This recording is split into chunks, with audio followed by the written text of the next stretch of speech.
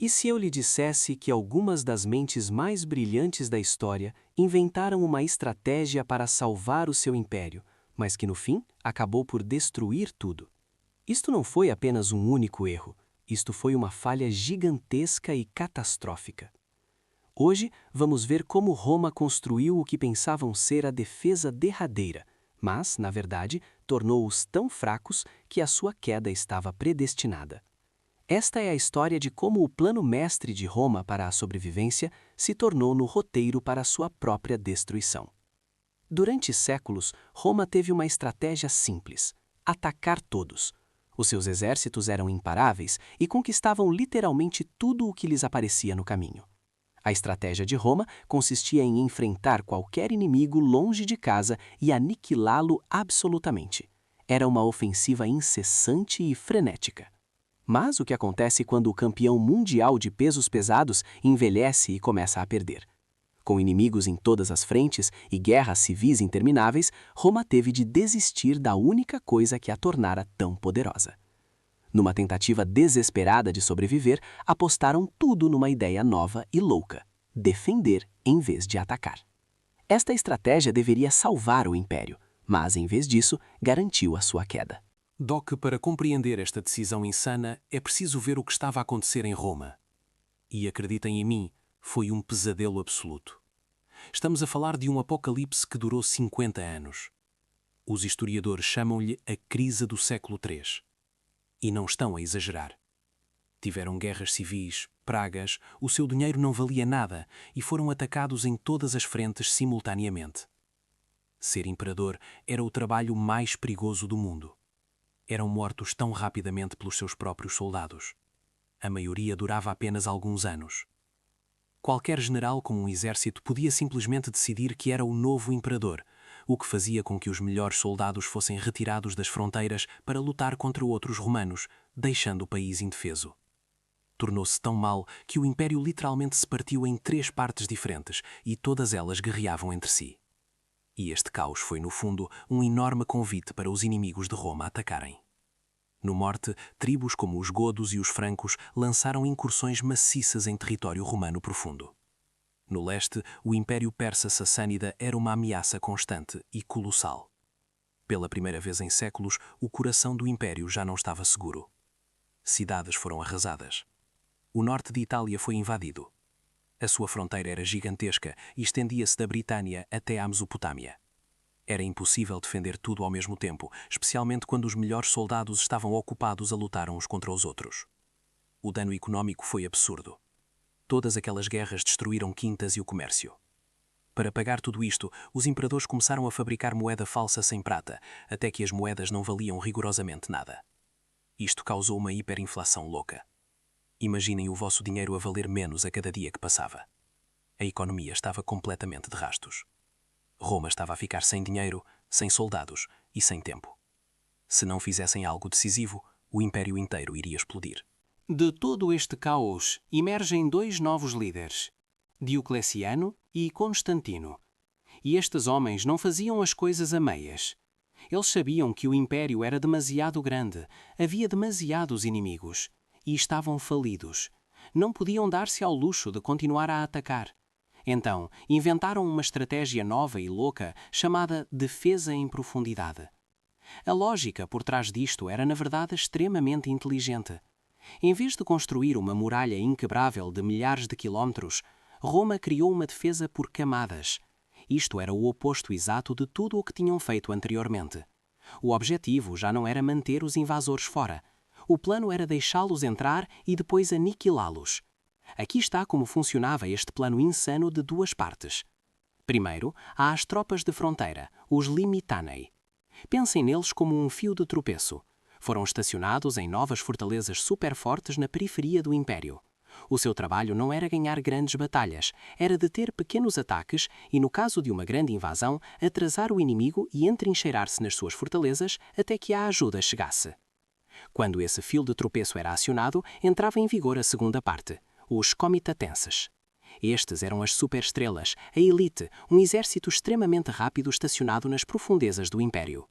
Assim que um inimigo entrava, estes homens corriam para o campo de batalha, cercavam-no em território romano profundo e eliminavam-no completamente. No papel, isto parece uma ideia genial, não é? E por um curto período pareceu que ia funcionar, mas esta aposta gigantesca tinha um mecanismo de autodestruição oculto, e era pior do que qualquer exército inimigo. Qual era então este segredo do mecanismo de autodestruição? É tão simples que chega a ser assustador. O plano foi concebido para transformar o próprio país num campo de batalha. Por design, permitia que exércitos inimigos atravessassem a fronteira e devastassem provúncias romanas, antes mesmo de o exército principal aparecer. Quero que imagine que é um camponês que vive pacificamente em Roma. Você paga os seus impostos, então um dia um exército enorme invade. E os soldados romanos que você pensava que o iriam proteger simplesmente fogem. Os invasores podem agora, sem qualquer impedimento, queimar a sua casa, roubar os seus bens e destruir tudo. Isto aconteceu repetidamente. Estes exércitos de superestrelas de elite estavam demasiado dispersos. Corriam literalmente de um fogo de incêndio em Espanha para o outro nos Balcãs. Não podiam estar em todo o lado ao mesmo tempo.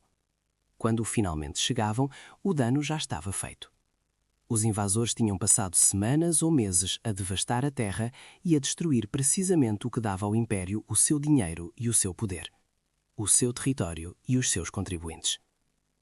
Isto desencadeou uma reação em cadeia terrível que iria aniquilar tudo. Primeiro, a economia colapsou. Eles destruíram as suas próprias terras, de onde vinham todas as suas receitas fiscais. É como tentar sobreviver deitando fogo à própria casa. Segundo, já ninguém confiava no imperador. Por que ser leal a um governo que basicamente dizia que a sua casa era um sacrifício que eles estavam dispostos a aceitar? As cidades locais perceberam que o governo não as protegeria. Então começaram a formar os seus próprios exércitos ou até a negociar acordos para os invasores. E terceiro, criou-se um exército de duas classes. As tropas de fronteira eram tratadas como soldados de segunda classe. Tinham pior pagamento, pior equipamento e o seu único trabalho era ser uma lomba humana. O seu moral caiu para zero, o que tornou as fronteiras ainda mais fracas. Era uma espiral de morte. Fronteiras fracas significavam mais invasões, o que levava a mais caos económico, o que por sua vez significava que havia menos dinheiro para pagar a um bom exército. Esta única estratégia deu início a um efeito dominó que fez desabar todo o Império Romano do Ocidente. O que deveria ser um escudo protetor tornou-se numa máquina de autodestruição. O colapso político tornou-se ainda pior. Como as pessoas já não podiam confiar no imperador, procuraram proteção junto de senhores da guerra locais e até dos mercenários bárbaros que Roma tinha contratado para lutar. Estes mercenários perceberam muito rapidamente que detinham todo o poder, por isso começaram simplesmente a assumir o controle e a estabelecer os seus próprios reinos em solo romano. A espiral de morte económica era imparável. A sua estratégia exigia um exército enorme e caro, mas a estratégia destruía simultaneamente a economia necessária para financiar esse exército. Estavam presos num ciclo de morte que eles próprios tinham criado. No fim de contas, esta estratégia ignorou completamente o que tinha tornado Roma tão poderosa originalmente. Não era apenas o exército, era a promessa da Pax Romana, a paz romana. Era a garantia de segurança que fazia as pessoas quererem fazer parte do Império. Ao sacrificar o seu próprio povo, Roma quebrou a sua promessa mais importante. E todo o sistema era tão frágil que um único dia mau, como a derrota devastadora na Batalha de Adrianópolis, pôde aniquilar o seu melhor exército, deixando o Império completamente indefeso durante anos e provando o quão quebrado todo o sistema realmente estava. O Império Romano do Ocidente colapsou completamente. Mas, estranhamente, a outra metade do Império, Bizâncio, sobreviveu por mais 1000 anos, encontrando as suas próprias formas loucas de combater os seus inimigos. Isto ensina-nos algo grandioso. Um império não é feito apenas de terra, mas de confiança. E quando se sacrifica essa confiança por um plano a curto prazo, tudo se desmorona. Portanto, preciso de saber o que pensam. Roma estava condenada ao fracasso, independentemente do que fizessem. Ou poderia uma outra estratégia tê-la salvado?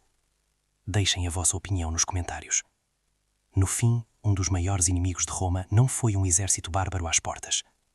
Foi uma má ideia, nascida do desespero. Esta estratégia foi, no fundo, a admissão por parte de Roma de que já não era a mais forte, por isso decidiu simplesmente aguentar os golpes.